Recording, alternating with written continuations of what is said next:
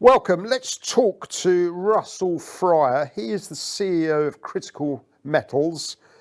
I'm very interested in this gentleman because he owns 22% of the shareholding, okay? So he's got skin in the game. He's not into football, but he doesn't like Man United. What can I say? I won't comment on that. Russell, welcome. Thank you for having me, Nick. Okay, let's talk about the company you're involved in. Okay, this is obviously a readmission to the exchange. What happened? So we listed on the Standard Exchange on the 29th of September 2020, right in the middle of COVID. And everyone was betting against us that not only could we not list, but we wouldn't be able to find an asset. We actually had two potential transactions before this one. We had had initial discussions, sort of agreed to a number and an equity position, and we had the rug pulled out on us. One was an antimony mine and one was a vanadium mine. Subsequently, the Molulu mine came available to the board. Copper, cobalt, very strategic. We are looking to invest in those metals that are in the critical metals list. Copper and cobalt are obviously one of them.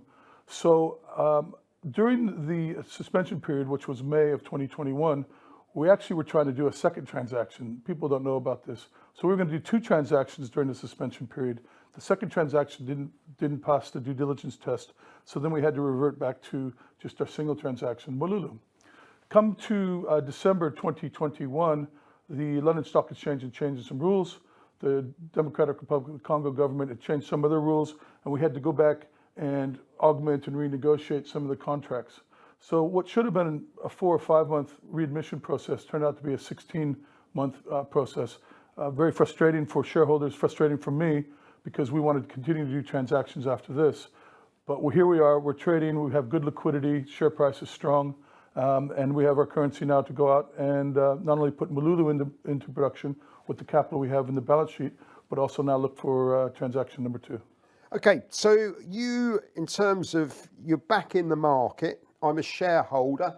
I've been suspended for almost, well, in excess of a year. Okay, next 12 months, what's the plan? So we'll be in production within the next 60 to 90 days.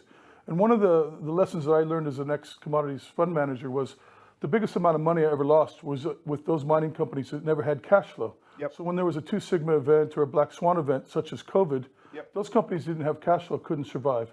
So in our DNA, we really have 3 boxes. One, any transaction that we get involved with has to be cash flow within 12 months.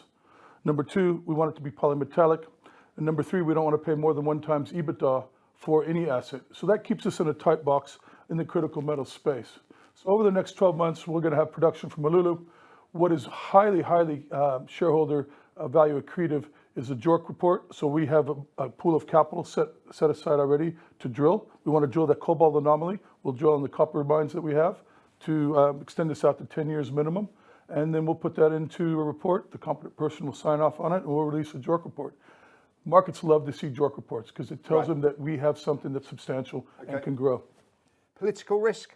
Oh, there's political risk everywhere. So I was involved with the vanadium and uranium company in North America, and I had Hollywood activists fund litigation against us just to drain our treasury. So there's political risks in North America, just like there's political risks in the DRC.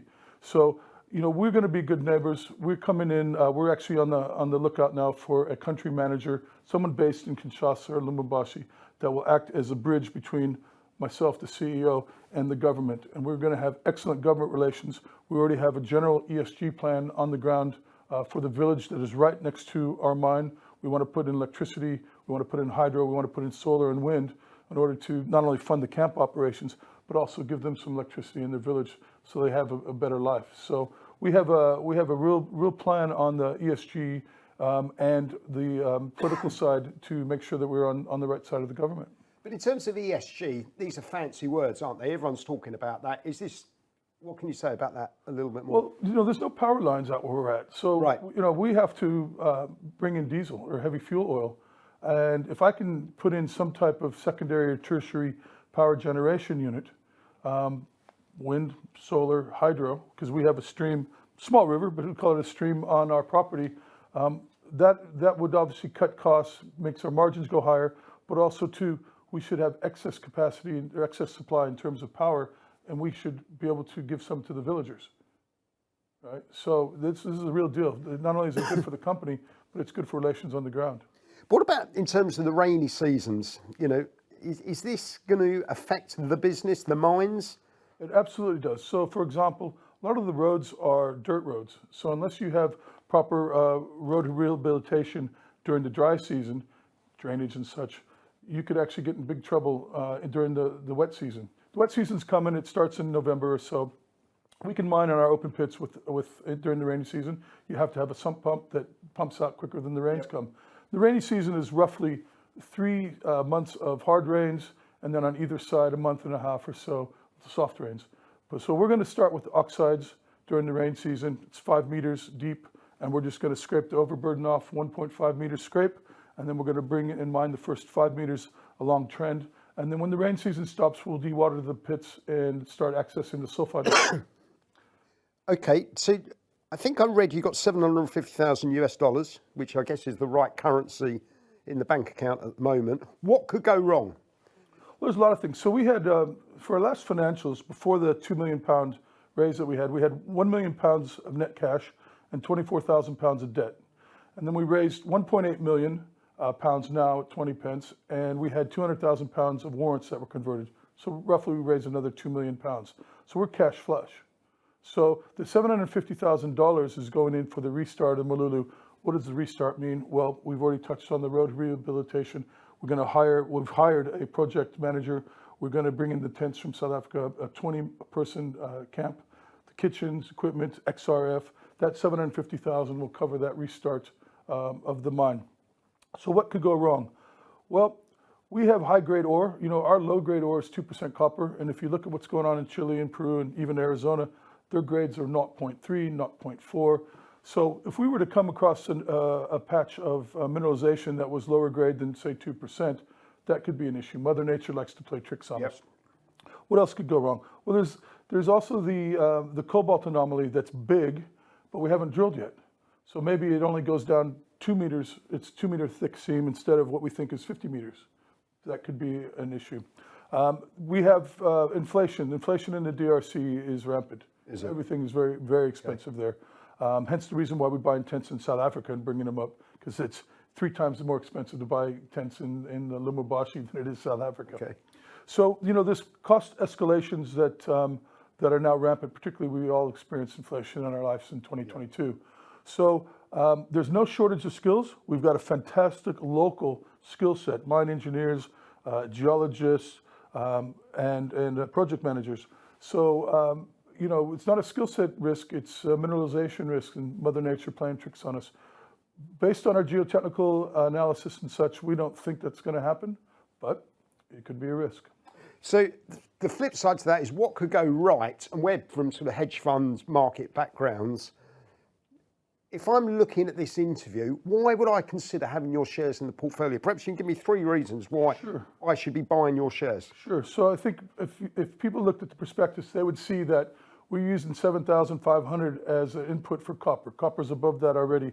Based on that, we should, on a 100% basis, the mine should make net $4 million. All right. So the upside, point number 1, is if copper price goes above 7,500, that instantaneously drops. But that's a market call. That's out of your control, right? Sure. So number 2, we don't want to sell ore. We want to sell cathode and copper hydroxide. So if we can get an agreement from one of the nearby processing plants or acquire a processing plant ourselves, our margins go up by a minimum of 53%. Right. So all of a sudden now your 4 million goes up to above 6 million. So in theory, for a 10 times multiple, that should give us a 60 million market cap, assuming we're successful, which everyone's bet against this, and so far we've been able to be successful. So you could see a 12 million agreement with independent processing, or you might be able to see us acquire something that would achieve those margins. But the other point number 3 is, we already talked about copper. And if we're correct in our thesis that this cobalt anomaly is big, all of a sudden now cobalt's sitting at 50,000 a ton, we'll get paid 30% of that or so. All of a sudden now the earnings have more than doubled with copper and cobalt from Molulu. So instead of 6 million, all of a sudden you're talking about $12 million per annum every single year. But in terms of the share price being where it is at the moment, this almost sounds like a call option to me. in the sense that you've got unlimited upside and fairly limited downside? Well, if there's an open period and the share price drops, I want to buy. Okay. I want to get up to 29.9%. That's pretty confident, right? Even though you own 22. already 22%. I'm going to 29.9 as quickly as I can. The problem is we're in such an aggressive M&A mode that the open window for directors and executives to purchase is a very short window. So I have to pick and choose very carefully when I can add, but I absolutely will add. Any final thoughts? Well, I'm excited to be readmitted because it's like the horse at Escott. You know, you're in the gate, you're chomping at the bit, you want that gate to open and run. And now the gate is just opened and we're ready to go. And you know, we're going down as a board to the Congo this week. It does sound like you're 6-4 on, okay, leading the field. I certainly hope so. Like I said, I tell shareholders, judge me at the 31st of December, 2022. Judge me in the next 4 months at that point, and let me prove that we're going to get cash flowing. Well, on that note, we've run out of time. Russell Fryer, please come back and see us, okay? Because I guess we should bet lunch on where the share price is from here. I'd love to. But that does sound very, very encouraging to me. Thank you for having me. Russell, thank you for your time. Thank you.